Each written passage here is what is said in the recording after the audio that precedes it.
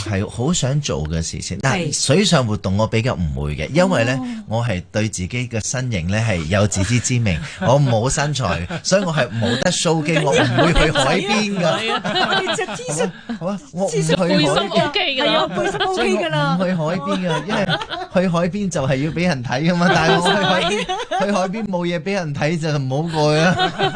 因為咁但係你唔玩水，會唔會都行山咧？嗱，其實我好想去爬一座山嘅，叫神山。係呢個好出名嘅，好出名㗎。好係啦，我好想去爬神山，因為咧唔知我覺得咧，即係有時係咁嘅。我覺得有時你睇相咧，或者睇啲相、睇啲影片咧，係如果嗰個地方同你有一種緣分嘅話咧，你會 feel 到嗰個地方會好似會叫你，即係比如好似呼喚你，係會呼喚，即係比如話埃及係一個係不停地呼喚咗我好多年嘅一個地方，跟住神山又係另外一個係我覺得係感受到，即係我一定要去一次，係一定要去睇一次嘅，所以我其實係好想去爬呢座山嘅，係啦，所以呢個係我即係如果你話運動比較 sport 入邊咧，咁我係想做嘅係呢一樣嘢咯。唔知點解咧？我覺得與神你一定好容易就做得到咯。腳長唔代表爬得快㗎。咁當然我哋真係要有適當嘅訓練，同埋咧都可以。